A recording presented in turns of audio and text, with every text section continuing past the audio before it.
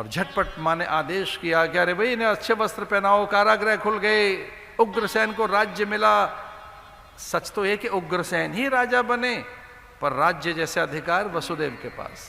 अनेक पकवान, व्यंजन, मिष्ठान। माँ ने कहा इसको वस्त्र पहनाओ और इसे सुंदर सुंदर आभूषण। धीरे धीरे उन्हें अच्छे आभूषण पहनाए जाने लगे कृष्ण बलदेव को। कारी कमरिया धीरे से छीनने लगे अनुचर। भगवान ने कहा ना, ये कारी कमरिया नहीं छीनना, अपनी यही पहचान है। राजसी वस्त्र पहना रहे हैं, मोतियों की माला, अरे क्या सुंदर मुकुट। लेकिन भगवान ने कैसे ही मुकुट पहनाया जा सकता है मुझे, भले ही कितने ही हीरों से जड़ा मुकुट हो। ध्यान रखना, मयूर पक्ष मेरा मत छीन लेना, इसमें मोर पंख लगा दीजिए, यही मेरी पहचान है, मैं ब्रज को नहीं बिसार सकता। तो भगवान ने कारी कमरिया अपने फेंटे में कस ली, यानी यहां भगवान ने नाभिक प्रदेश, कटि प्रदेश में बांध ली मयूर पक्ष, और संस्कारित हो सके वेद अध्ययन के लिए अवंतिका भेजा। उज्जैनी अवंतिका, क्षिप्रा के तट पर जहां मंगलनाथ हैं, हरसिद्धि है, गढ़कालिका है, चिंतामन गणेश है, भूखी माता उज्जड़ खेड़ा है, जहां स्वयं देवादिदेव महादेव भगवान महाकाल हैं।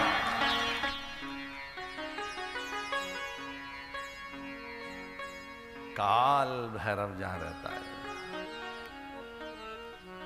मद्यपान कर मदोन्मत्त रहता है, कोई जीव चला जाए उसके कल्याण के लिए सदैव तत्पर है महाकाल के काल भैरव।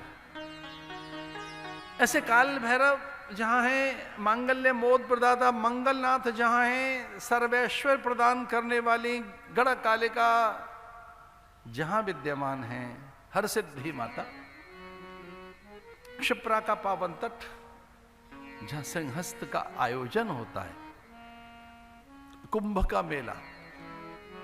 सिंह राशि में जब आता है तो सिंहस्थ, मकर राशि में आता है तो मकरस्थ, कुंभ राशि में आता है तो कुंभस्थ। मकर राशि का कुंभ कब लगता है? प्रयाग में।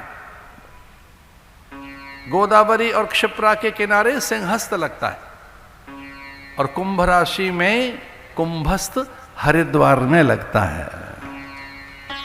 कुंभस्थ कुंभ हरिद्वार में, मकरस्थ कुंभ प्रयाग में, सिंहस्थ कुंभ उज्जैनी में।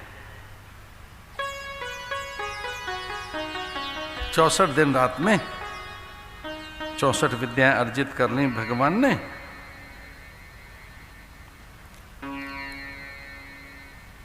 गुरु पुत्र को दक्षिणा में देकर लौटे थे कृष्ण बलदेव। उद्धव को, अनुचर उद्धव को, अपने सखा उद्धव को, मित्र उद्धव को ब्रज भेजा था संदेश लेकर। तम वीक्ष कृष्णानुचरम, कृष्ण का ही अनुचर है, उनका ही रूप जैसा है, ऐसा जानकर गोपांगनाओं ने बड़ा सम्मान किया। परस्पर संवाद हुए, उद्धव वहां से प्रेम सीख कर आए, अपनापन सीख कर आए, आत्मीयता सीख कर आए, सहजता विनम्रता सीख कर आए। यद्यपि वो स्वयं विनम्र ही थे, लेकिन अल्हड़ ब्रजवासियों का स्नेह प्रेम, गांव के लोगों का भोलापन, उनका स्नेह, उन्हें बहुत कुछ आता नहीं गांव के लोगों को। मधुरया गिरा वल्गुवा कया बुध मनो गया, सुखदेव मुनि ऐसा कहते हैं कि गांव के भोले भाले, गांव की बहनें बहू बेटियां, गांव के प्राणी, गांव के बच्चे, तरुण किशोर किशोरियां, प्रौढ़ और वहां के वृद्ध, सब भोले लोग होते हैं। इसलिए वाणी में कहा गया है,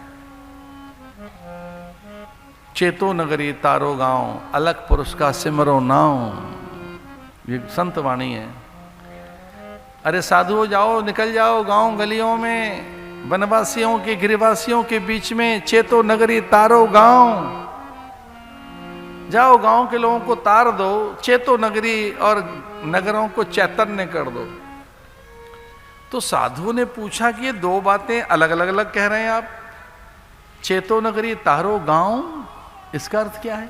गांव के लोगों को हम तार दें और नगर के लोगों को चेताएं? तो महापुरुषों ने कहा गांव के लोग भोले भाले होते, जरा सा सत्संग सुनाओगे तर जाएंगे। और नगर में, बोले नगर में थोड़ा आदमी बंधा है व्यापार से, वस्तुओं से, पदार्थों से, बहुत से दायित्व, उसे बार बार सत्संग सुनाना होगा। चेतो नगरी तारो गांव,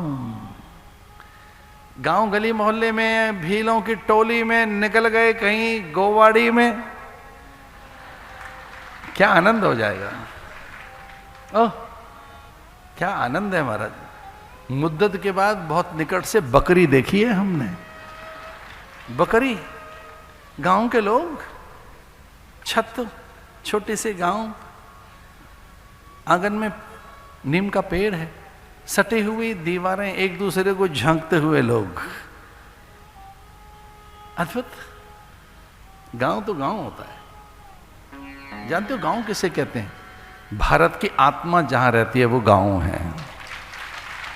भारत का संयमशील, सदाचार, नैतिकता, लोक व्यवहार, लोक परंपरा, नृत्य और संवेदनाएं जहां वास करती हैं वो गांव हैं। जहां आप सूरज देख सकते हैं, चांद तारे देख सकते हैं। और महानगरों की अट्टालिकाओं में तो अड़ोस पड़ोस की खिड़कियां ही दिखाई देती हैं, तारे नहीं, आकाशगंगा नहीं, गैलेक्सी के तारे कहां दिखाई देते हैं।